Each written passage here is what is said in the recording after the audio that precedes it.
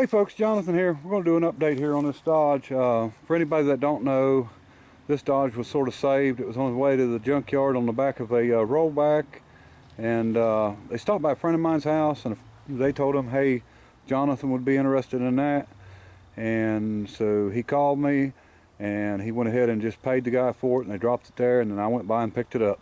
So this is a 68 Dodge, came with the title, and kind of getting strange on this thing because just because of the way this is working out. And if anybody watched the video before, while I was doing the video, you know, I had it up on the rollback and I walked around, and when I opened the door I seen that there was a bag or something under the seat, and I grabbed it out, and turned out to be letters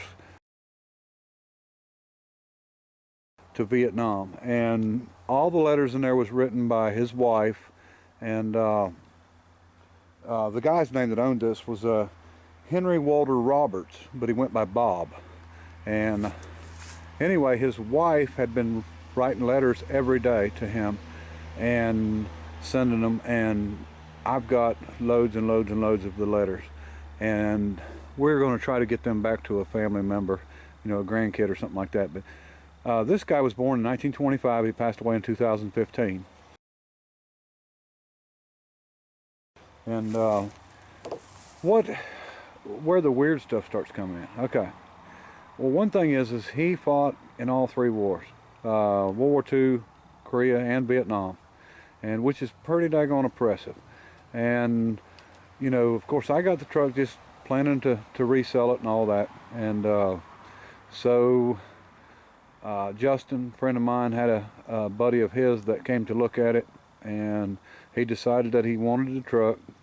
And so he bought the truck, and of course it's still here, and he's going to do a little work to it while it's here, and I'll explain that to you here in a minute. But it was kind of weird. I had told this guy, his name's Rick, I told him that the guy had fought in 3 wars, which, you know, was really impressive. Well, it turns out Rick's retired military also. And this is where it sort of started getting weird. I decided to go get the obituary for Henry Roberts that owned this, and or Bob, and went ahead and brought it out here for him to look at. And what's kind of crazy about it was Mr. Roberts was a chief warrant officer in the maintenance division. Now, you can be a chief warrant officer and other stuff, but he just so happened to be in the maintenance division, and he just so happened to be 82nd Airborne. And turns out that Rick that bought this truck is a chief warrant officer in the maintenance division, 82nd Airborne, which was kind of weird. And now Rick he's actually fought in 2 wars.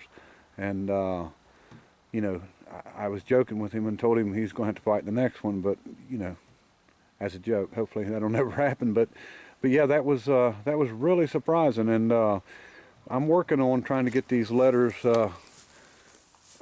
to a family member, and I've actually found a daughter, and I was sort of hoping to find a grandkid, and just for the pure fact that I think that it would be appreciated more, you know, maybe somebody that was close to you know, him and his wife. But you know, we're gonna get it figured out one way or the other. And the USA tags we found in here, I think we figured out that there was from Germany, and it was a good possibility this truck was over there.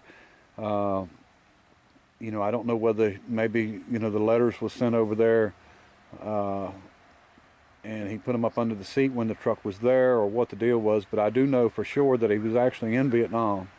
And you know, I don't know how it worked out that they got into the truck, but you know, sometimes you know, the truck might have been a prized possession to him. You know, he kept the truck for a long time, and you know, that might have been just where he chose to put the letters at. And Rick came over the other day.